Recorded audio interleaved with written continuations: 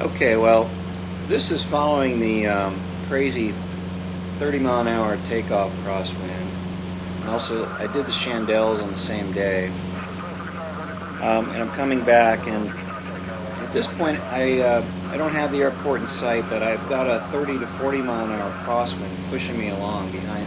I'm sorry, not crosswind, but tailwind, and a slight crosswind coming from my right tail, essentially. And I'm heading directly south, and I'm looking for the airport. I don't have it in sight yet. Right about the 2-minute mark of this video, I'll actually see it, and I'll move in on what's called the diagonal 45 into downwind, which is the opposite direction of the runway. Essentially a triangular or a rectangular path around the airport with my with the wind to my tail, and I'll make two left turns into the runway.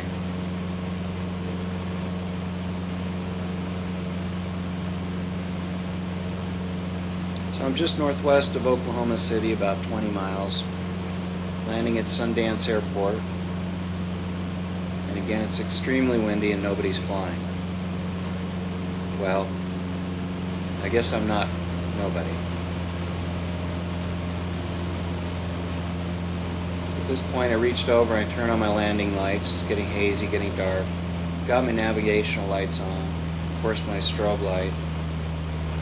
Now I see the airport, so I pulled the power to begin a descent. You can see the attitude of the nose is lowered. We're going about 120 miles an hour at this point. I believe at this point I've got the airport in sight. I'm going to turn to the left here shortly towards it.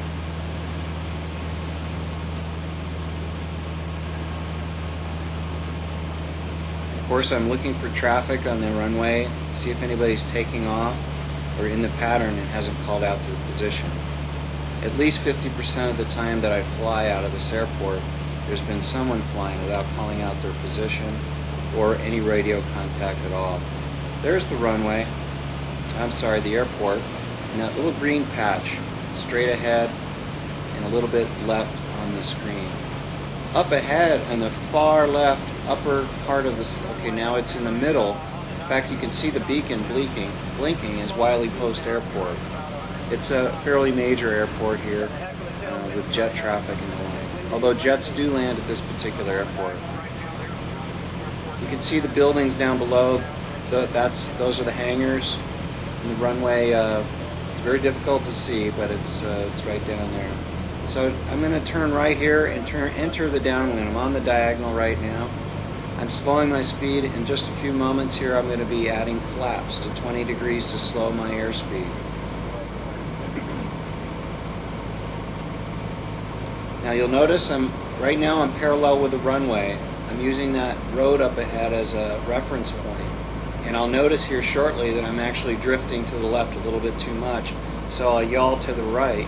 I'll yaw to the right and correct for that. There's a little turn towards the wind. It's pretty gusty. I'm bouncing around a decent amount.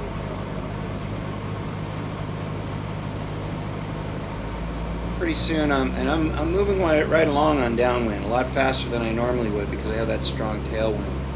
Part of the video gets cut out here shortly, unfortunately. So I am on downwind. I'm about to turn what's called base.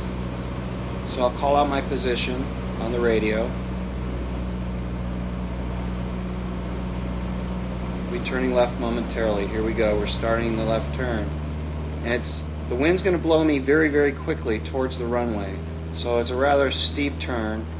Now what I'm doing here is I'm actually turning towards the runway, and I'm going to let the wind actually blow me towards the runway. Now the video gets interrupted here momentarily, but you can see right now, if you look carefully, I'm actually drifting very, very fast to the right towards the runway, which is what I want. I want to line up with the runway. Okay, so now I'm closer. I'm still drifting into the runway and lining up.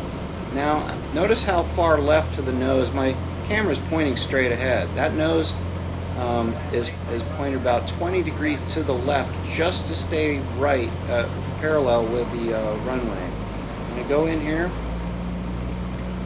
The VASI lights are on the left. There's a red light. There was a white light. If you reverse the video, you'll see it. It tells me I'm on glide slope. Okay, I'm going to give right rudder right here. Right when I touch down, I give a right rudder. Almost perfect. I would consider that perfect considering a 30-mile-an-hour wind, a Cessna 150. Now what I'm saying here, I'll go ahead and talk over because this recording is more quality.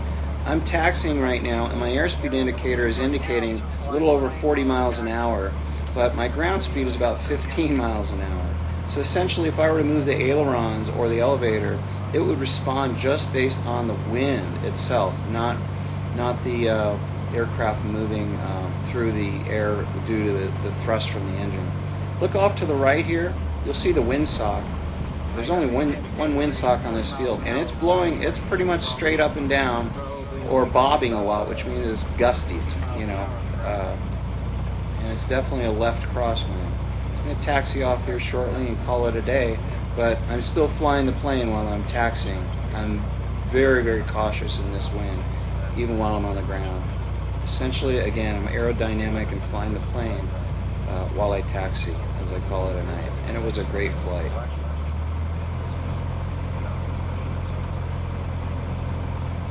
Great experience. I'm not a fair weather flyer.